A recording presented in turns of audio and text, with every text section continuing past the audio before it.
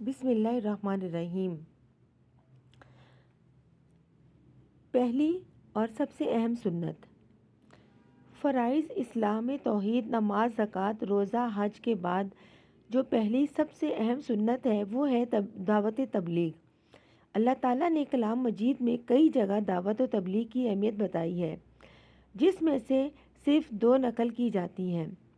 ترجمہ ہے: تم بہترین امت ہو کہ لوگوں کے نفع کے لیے نکلے گئے ہو۔ تم لوگ نیک کام کا حکم کرتے ہو اور برے کام سے منع کرتے ہو اور اللہ تعالیٰ پر ایمان رکھتے ہو۔ ایک اور جگہ ہے: اے محمد صلی اللہ علیہ وسلم، لوگوں کو سمجھاتے رہیے کیونکہ سمجھانا ایمان والوں کو نفع دے گا۔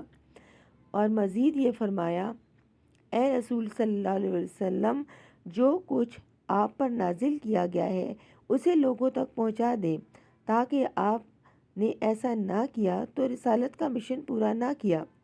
نبی کریم صلی اللہ علیہ وسلم کا ارشاد ہے: میری طرف سے جو تم کو پہنچے وہ دوسروں تک پہنچاتے رہو، کہ خواہ وہ ایک آیت ہی کیوں نہ ہو۔